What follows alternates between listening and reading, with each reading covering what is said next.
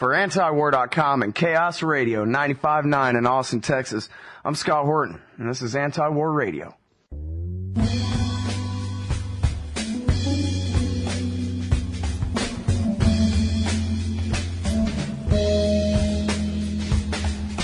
All right, so now to our next guest. It's Mohammed Sahimi. He's professor of chemical engineering and materials science at the NIOC at the University of Southern California, has published extensively on Iran's nuclear program and its political developments. Welcome back to the show, Mohammed. How are you doing? I'm not too bad. It's great to be back in your program, Scott.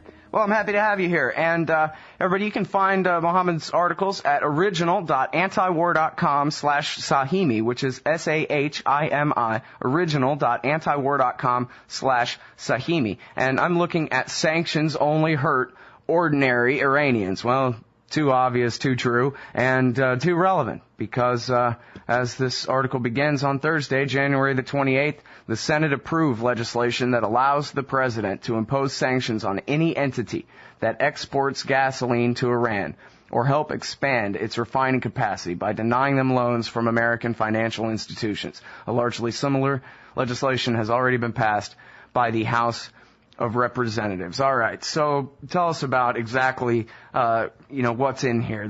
Basically, is it as simple as that? They're going to put, or at least the president is now authorized to blockade all refined petroleum into Iran? Well, there was a resolution in 2008 that was pushed by AIPAC.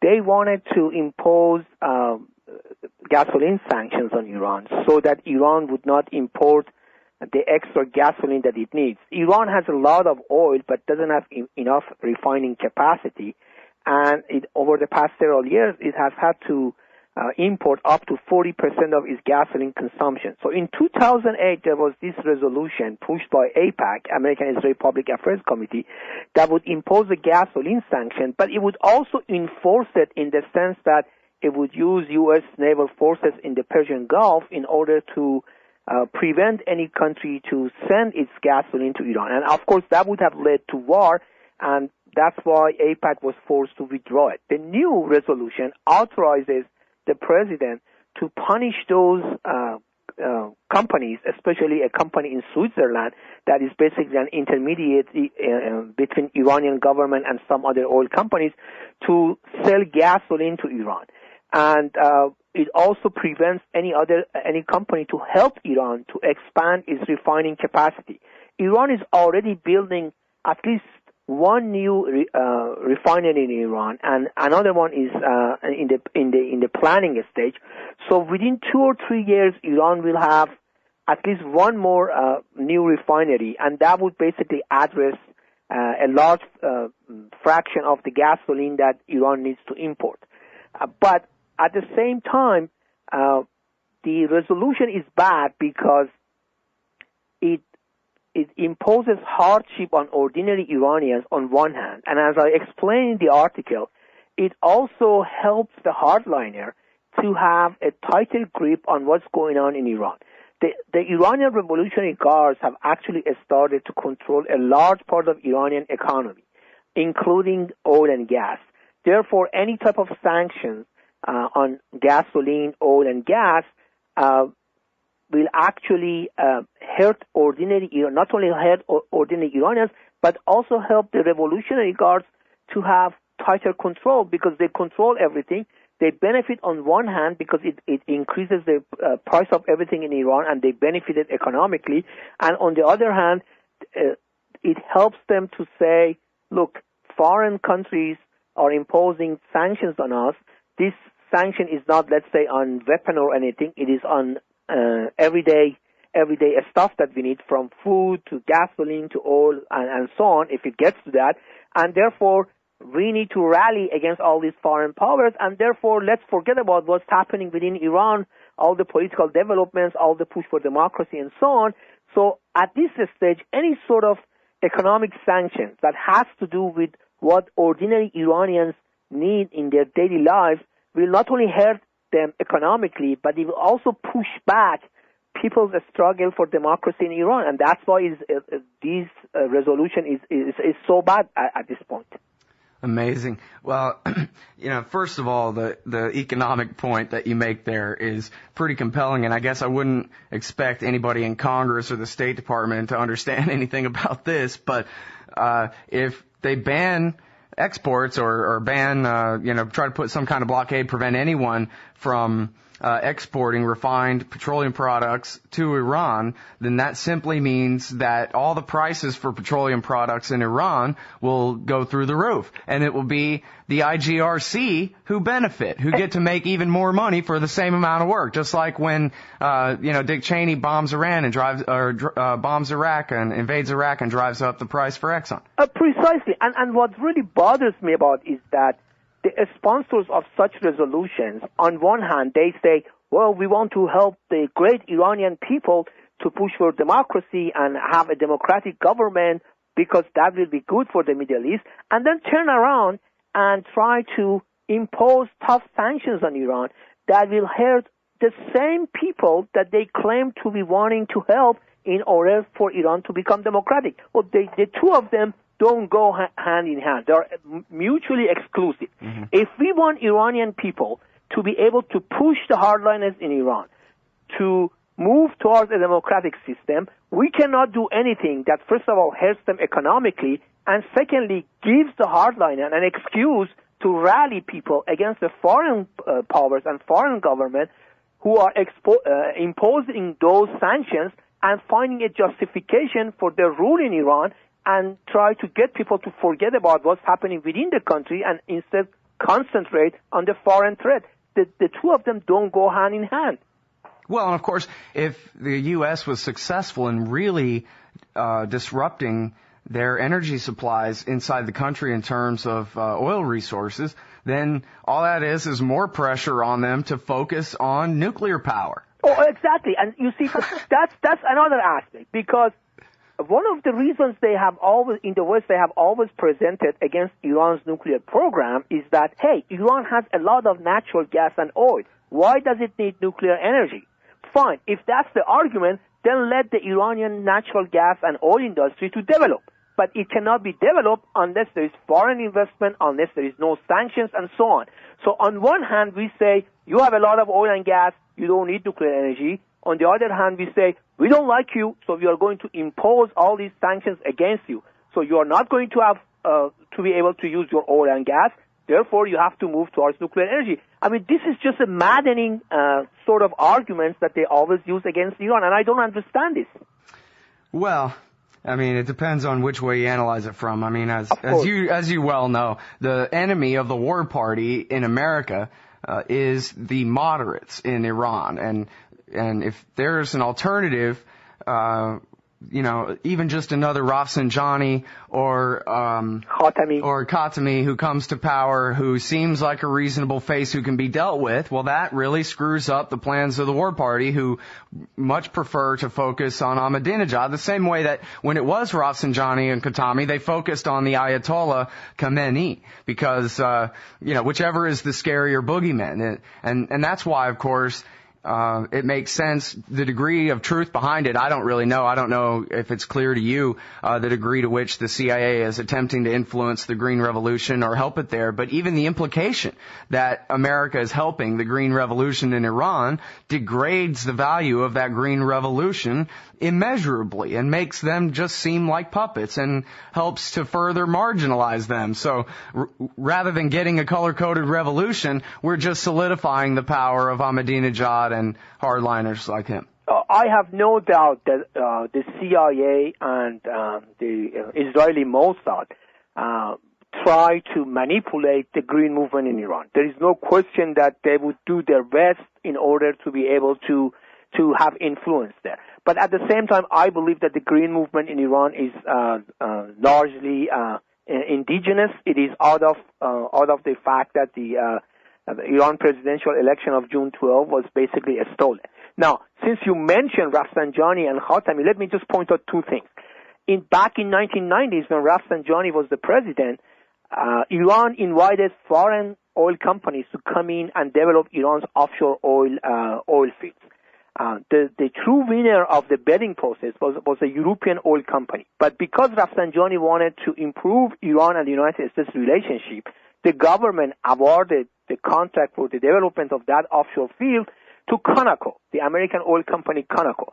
Then President Clinton not only prevented Conoco to go into Iran and develop the offshore oil field, but also imposed total sanctions on Iran. So the gesture on Rafsanjani's part, who is one of the moderate figures within the Iranian government, was rebuffed.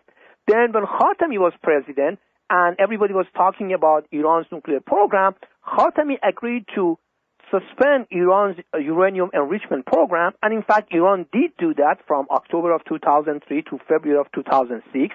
In return, the United States and European countries were supposed to propose to Iran in economic incentives and other ways so that Iran would benefit from suspension of its uranium enrichment program, but Iran got nothing. It just got some vague promises for in the distant future that if Iran does this and if Iran does that, we may do this or we may do that. In other words, what they wanted to do was they wanted Iran to give up a solid fact on the ground, which was Iran's uranium enrichment program and facility at Natanz, in return for some vague promises. And of course, Iran has a long history of dealing with Western powers and Russia, whereby they make all sorts of promises to Iran and they never deliver on those promises. And the only thing they want is to get Iran to do this or to do that or to give up this or to give up that. So two moderate figures within the Iranian political establishment, one Rafsanjani in 1990s and Khatami from 1997 to 2005, tried to improve the relationship with the United States. But as you pointed out, this is not what the war party in the United States wants. The war party in the United States wants war with Iran, and they don't settle for anything less than that. There was an article by Robert Kagan, the so-called brain behind Iraq invasion, in the Washington Post, where he sheds crocodile tears for Iranians that how they are trying to make a new Iranian revolution and make Iran democratic. And then in order to aid that process, he proposes to impose tough sanctions on Iran. This is the type of war party mentality that we have to deal with in this country. And as you said, they love to have Ahmadinejad or a figure like Ahmadinejad in power because that justifies whatever they want to do to Iran. And they don't have any interest in having a moderate, reformist, forward-looking leadership emerge to Iran to move Iran towards a more open society, a more democratic state, which would benefit everybody in the Middle East, and it would also be in the true national interest of the United States. It's Anti-War Radio. I'm Scott Horton, and I'm talking with Mohammed Sahimi. He's a professor at USC and writes for antiwar.com. And we're talking about his recent article, Sanctions Only Hurt Ordinary Iranians. And this is the part of the show where your libertarian host says, thank God for the red Chinese. Because basically Hillary Clinton is trying to push the congressional version of these sanctions through the United Nations Security Council, and China is saying no. Yeah, China is not interested in the sanctions for several reasons. First of all, China imports a lot of oil from the Middle East, and China considers Iran basically a strategic prize in that area. Saudi Arabia is closely allied with the United States. Other Arab countries on the Persian Gulf do have oil, but not enough of it, and therefore Iran, with its huge oil reservoir, the third largest oil reserves in the world, is a strategic prize as far as China is concerned. China has signed agreements with Iran to invest in Iran natural gas and oil industry. If all the projects that they have agreed on to work on actually are carried out, the total investment would be worth close to $100 billion, which is a very large sum. At the same time, China is not interested to have Iran going back to the American influence domain, because that would basically complete a chain of countries next to China, Afghanistan, Iran, and Iraq, that would be basically allied with the United States, and the United States could use it to monitor what China does. Remember, Afghanistan has a small common border with China, so the United States presence in Afghanistan also gives it the ability to monitor what China does. So China is not interested in these sanctions that they are going to push through United Nations Security Council.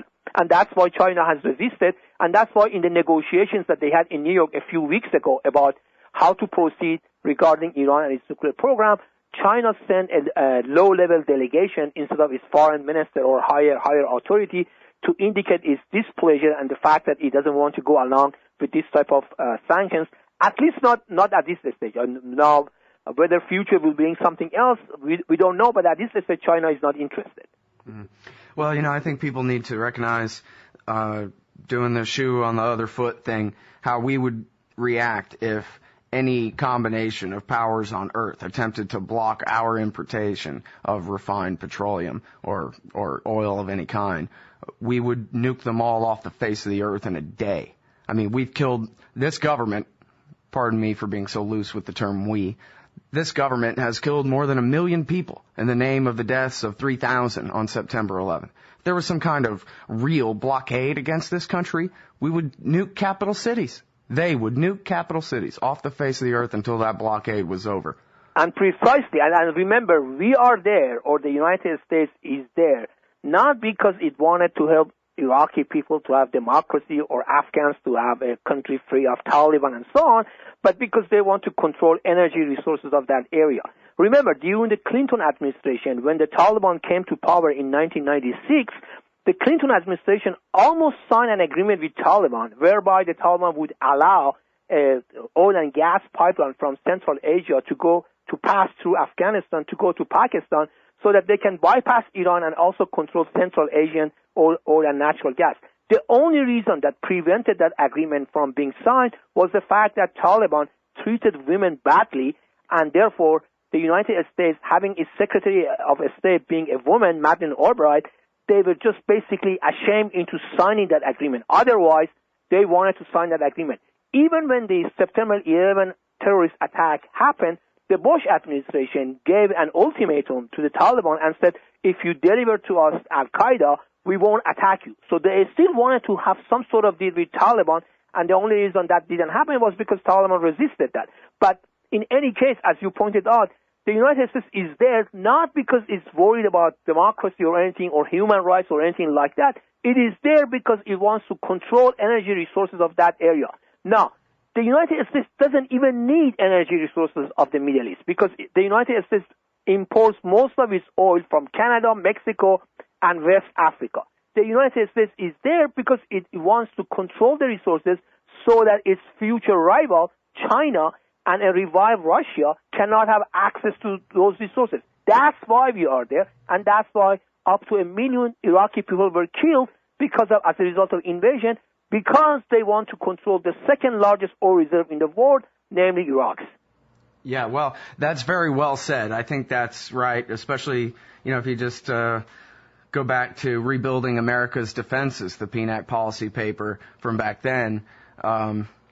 I think the oil companies were somewhat in on that, but I tend to, and maybe this is wrong, but I tend to think that the oil companies' will is more or less expressed through the point of view of people like James Baker, and that it's not so much just about, their profits as much as it is about the Pentagon and the long-term strategy of controlling Eurasia for the long term. Exactly. To keep any near-peer competitor from ever being able to have any military or other influence on par with the United States anywhere in the world. Exactly. Other than in their own country. Exactly. And maybe not even then.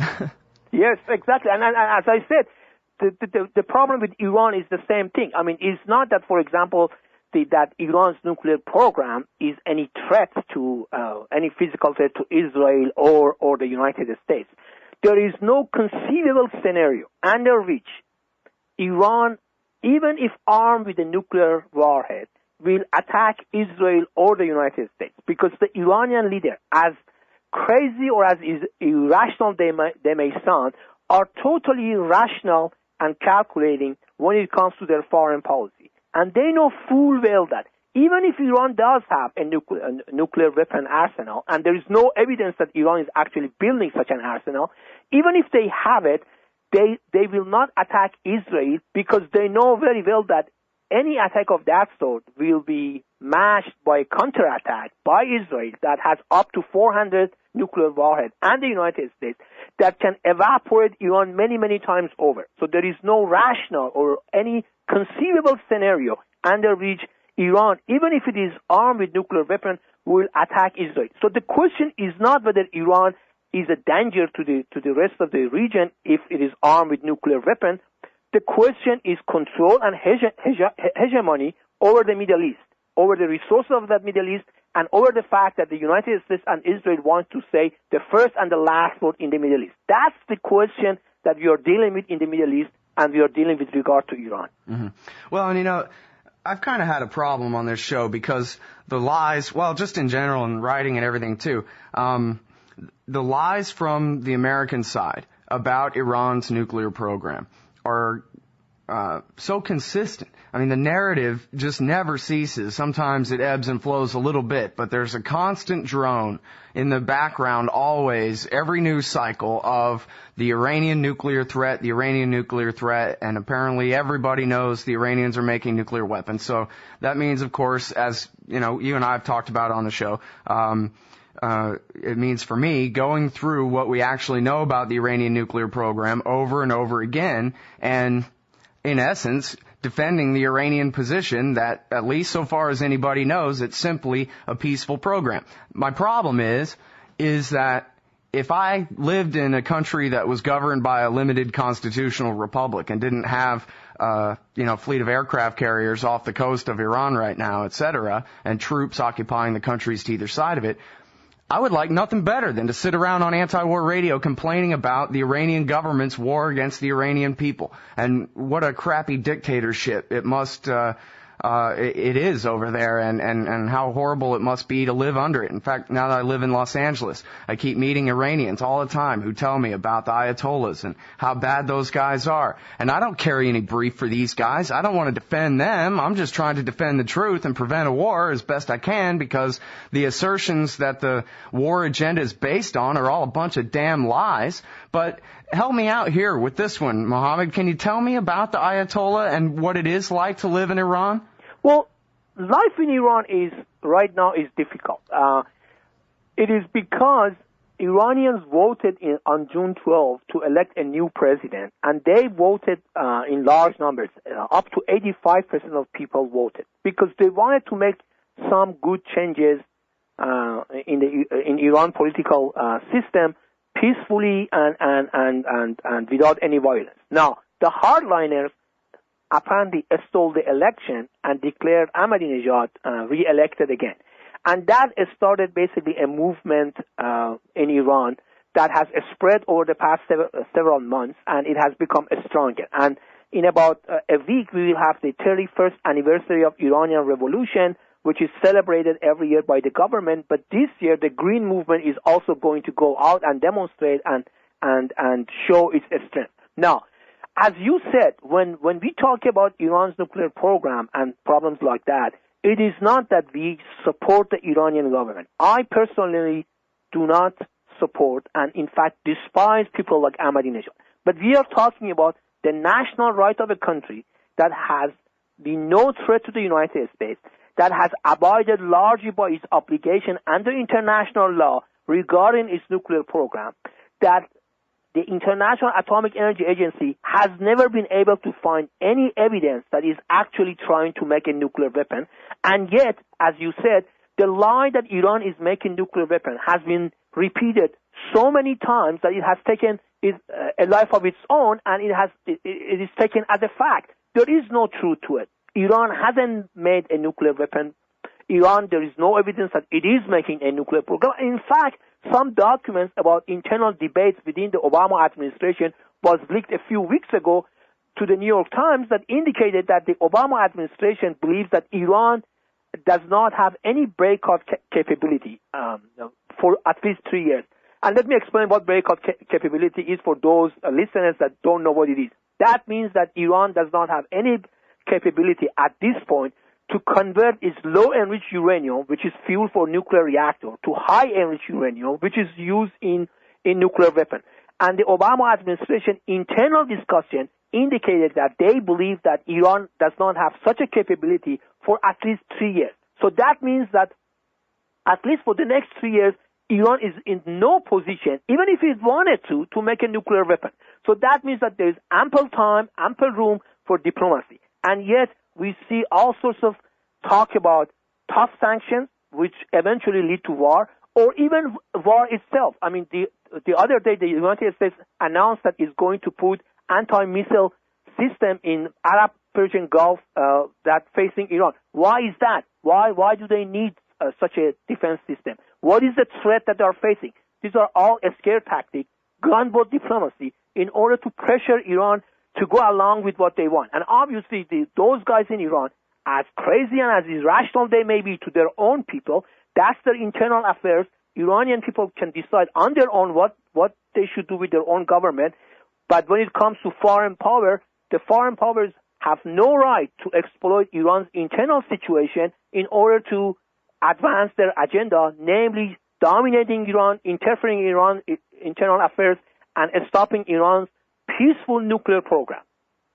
All right, and now there's one thing I wanted to add here, if only because I missed it when it was new, and I think I found this link from Think Progress and their article about the pressure on the National Intelligence Council to come up with a new national intelligence estimate, which would be more in line with the Israeli position on Iran's development of a nuclear weapon. But this one is from Voice of America. U.S. Defense Spy Chief, Iran undecided on nuclear bomb. This is from January 12th of 2010. It says, in an exclusive VOA interview, the Pentagon's top intelligence official says there's no evidence that Iran has made a final decision to build nuclear weapons. But the chief of the DIA adds that much about Iran's inner workings remain murky. Lieutenant General Ronald Burgess said the key finding that Iran has not yet committed itself to nuclear weapons, contained in a controversial 2007 National Intelligence Estimate, NIE, is still valid. Quote, the bottom line assessments of the NIE still hold true, he said. So, this is in line with what Director of National Intelligence Dennis Blair told Carl Levin and John McCain under sworn oath approximately a year ago, and this is also in line with Mark Hosenball's report from, I think it was late September, early October, that the CIA had recently put papers on Barack Obama's desk saying the same thing, that, and in fact saying also that despite pressure from the Israelis and the Germans and a internal argument between these intelligence agencies, the CIA was sticking by their guns and saying that there is no evidence that the Iranians are making nuclear weapons or that they've even made the choice to do so. And yet there is a new NIE, according to Newsweek, coming around on Iran, again by Mark Hosenball, this one from January 15th, saying that the pressure is on to abandon that official intelligence position and pick up the narrative where, William Crystal left it, Mohammed. And let me add to what you said. The IAEA, the International Atomic Energy Agency, has reported over the past several months that Iran's uranium enrichment program has in fact slowed down. Iran is producing less low-enriched uranium than in the past. Iran is spinning fewer centrifuges at Natanz, and Iran has not moved any closer to be able to convert its low-enriched uranium to high-enriched uranium. Remember, Iran needs uranium enriched at 20% for its research reactor in Tehran, which it uses for medical purposes to generate isotopes and so on. If Iran cannot convert its low-enriched uranium at 3.5% to about 20% for its medical reactor, why is that anybody believe that Iran can actually go from 3.5% to 90%, which is needed for a nuclear weapon? Iran is negotiating with the outside world in order to import the 20% enriched uranium for its medical research right, which, by the way, is, of course, the key of the poison pill in Obama's promise to negotiate honestly with the Iranians is that they have to export their uranium and wait to get it back and leave it in the hands and trust the French to give it back to them rather than just having a swap meeting in Turkey and swapping equal amounts for 20%, which again, as you just said, you still can't make a bomb out of. It's, from my position anyway, it sure seems to me like the Iranian counteroffer is perfectly reasonable, but, you know, this is really not much different than the Cheney stand, which was we won't talk with you at all. The Obama stand is we'll talk to you and give you our list of demands, and that will be the extent of our negotiations. It sure seems like.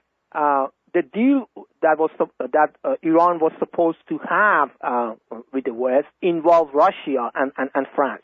And as I discussed in an article on antiwar.com, there is a long history of distrust between Iran and France and Russia. Iran, for example, paid close to $1.2 billion in the 1970s to France in return for 10% of Eurodiv consortium that generates enriched uranium. But after the Iranian Revolution, Iran neither got its money back nor any enriched uranium. So why should Iran, under these conditions, trust France that to send its low-enriched uranium and wait for the fuel? The argument that the West has given to Iran is that you give us low-enriched uranium and then wait because we have to prepare the fuel for your old research reactor. Well, Iran has said that, well, we wait until you prepare the fuel, and when the fuel is ready, then we make the swap. What is wrong with that? I don't understand it. Iran waits. When the fuel is ready, then they can make the swap. But the United States says, no, you should deliver your low-enriched uranium now and then wait for the fuel. Nobody is going to do that. Right. In other words, the whole thing is designed to fail, obviously. Exactly. This is what happens when Hillary Clinton becomes America's Secretary of State. I'm sorry, we're all out of time. Thank you for your time. This has been great, Mohammed. I really appreciate it. Thank you for having me in your program, Scott. All right, everybody. That's Mohammed Sahimi, professor at USC, writer for antiwar.com. You can find him at original.antiwar.com/Sahimi. Sanctions only hurt ordinary Iranians.